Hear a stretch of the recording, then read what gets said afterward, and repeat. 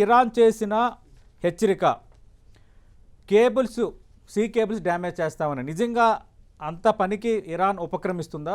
ఒకవేళ అదే గనక జరిగితే ఇంపాక్ట్ ఏంటి?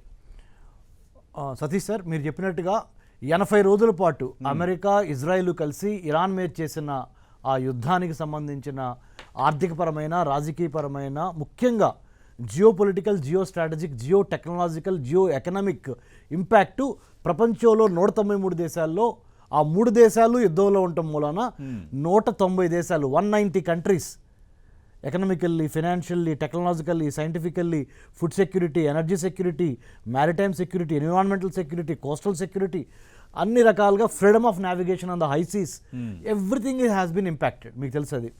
సో దాని యొక్క పరిణామాల్లో భాగంగా మీరు very aptly you put it.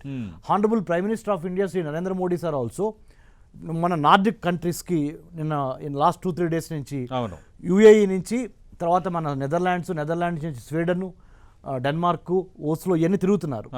ఈ తిరుగుతున్న పరిణామ క్రమంలో కూడా ఆయన ఎందుకు వెళ్ళారంటే ఎనర్జీ సెక్యూరిటీ నీడ్స్ ఒకవేళ ఈ స్ట్రైట్ ఆఫ్ హర్ముజ్ ద్వారా ఇంకా ఫర్దర్గా డ్యామేజ్ అయిపోతే, అంటే రావాల్సిన ఆయిల్, రావాల్సిన గ్యాసు, చమురు ఉత్పత్తులు, ఇప్పుడు ఏ హోటల్కి వెళ్ళినా కానీ నెంబర్ ఆఫ్ ఐటమ్స్ కూడా మనం తినడానికి తగ్గిపోయినాయి. వాళ్ళు ఏమంటున్నారంటే, సార్ గ్యాస్ సిలిండర్ మనటి వరకు 1800 ఉంది sir, 1800 rupees worth of gas cylinder, now it has become anywhere between 3600 to 6600.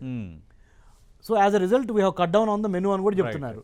So అంటే యుద్ధం యొక్క సెగ ఎక్కడో స్టార్ట్ అయిన ఇరాన్ అమెరికా మధ్య యుద్ధం సెగ మన హైదరాబాద్లో మన హోటల్స్ ప్రతి గ్రామంలో కూడా ఈ ఇంపాక్ట్ పడింది. సతీష్ గారు, మీరు అన్నట్టుగా ఇంకో మంచి మాట చెప్పారు మీరు. అంటే మరి 193 దేశాల్లో ఒక 3 దేశాలు చేసిన ఇబ్బందికి 190 దేశాలు will have to face the music, which we have been facing the music. జరుగుతుంది అదే. దీన్ని అరికట్టడానికి మరి మనం ముఖ్యంగా యునైటెడ్ నేషన్స్ ఏం చేస్తుంది, ఇంటర్నేషనల్ కోడ్ ఆఫ్ జస్టిస్ ఏం చేస్తుంది, ఇంటర్నేషనల్ క్రిమినల్ కోర్ట్ ఏం చేస్తుంది, అన్నిటికీ మించి గ్లోబల్ ఇన్స్టిట్యూషన్స్ ఏం చేస్తున్నవి? ఎందుకంటే ప్రపంచంలో శాంతిని without safety security there is no prosperity. అవును, సేఫ్టీ సెక్యూరిటీ భంగం కలిగింది కదా, మరి ప్రాస్పరిటీ ప్రోగ్రెస్ ఎక్కడి నుంచి వచ్చింది?